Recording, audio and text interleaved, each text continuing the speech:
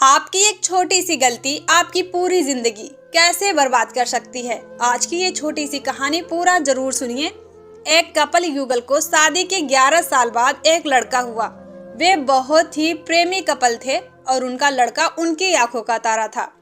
एक सुबह जब वो लड़का तकरीबन 2 साल का था, पति ने यानी कि लड़के के पिता एक दवाई की बोतल खुली देखी। उसे काम पर जाने के लिए देर हो रही थी, इसलिए उसने अपनी पत्नी से उस बोतल का ढक्कन लगाने और अलमारी में रखने को कहा। लड़के की मम्मी रसोई घर में तल्लीन थी। वो ये बात पूरी तरह से भूल ही गई थी। लड़के ने वो बोतल देखी और खेलने के इरादे से उस बोतल की ओर गया।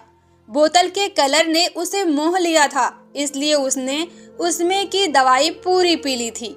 उस दवाई की छोटे बच्चों को छोटी सी मात्रा भी जहरीली हो सकती थी। जब वो लड़का नीचे गिरा तब उसकी मम्मी उसे जल्द से जल्द दवाखाने ले गई, जहां उसकी मौत हो गई। उसकी मम्मी पूरी तरह से हैरान हो गई थी। वो भयभीत हो गई थी कि कैसे वो अब अपने पति का सामना करेगी। जब लड़के के परेशान पिता दवाखाने में आए तो उन्होंने अपने बेटे को मृत पाया और अपनी पत्नी को देखते हुए सिर्फ 4 शब्द कहे। आपको क्या लगता है वो 4 शब्द कौन से हो सकते हैं? वो 4 शब्द थे। पति ने सिर्फ इतना कहा, आई लव यू डार्लिंग। उसके पति का अनपेक्षित व्यवहार आश्चर्यचकित करने वाला था।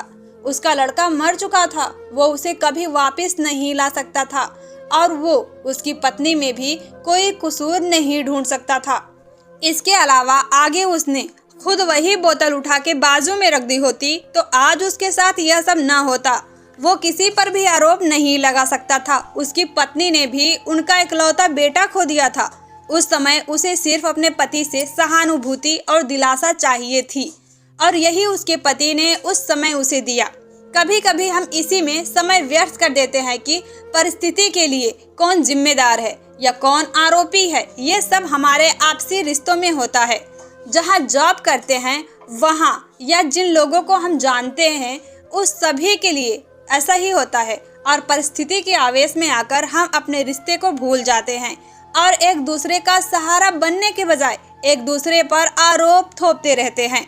कुछ भी हो जाए हम उस व्यक्ति को कभी भी नहीं भूल सकते जिसे हम प्रेम करते हैं। इसलिए जीवन में जो आसान है उसे प्रेम करो। आपके पास अभी जो है उसे जमा करो और अपनी तकलीफों को विचार कर करके बढ़ाने के बजाय उन्हें भूल जाओ।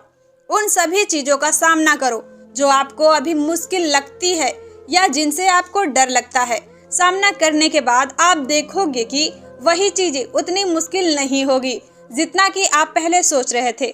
हमें परिस्थितियों को समझकर ही लोगों के साथ व्यवहार करना चाहिए और लोगों को कठिन परिस्थितियों में उनका हमदर्द बनना चाहिए। उम्मीद करते हैं आज की ये मोटिवेशनल स्टोरीज आपको पसंद आई होगी। अगर आपको पसंद आई है तो एक लाइक कर दे और अभी तक आपने मेरे चैनल को सब्सक्राइब नहीं किया तो वो भी कर दे। तब तक के लिए bye bye, thank you, take care. मिलेंगे हम आपसे अगली वीडियोस में। तब तक के लिए मुझे दीजिए इजाज़त।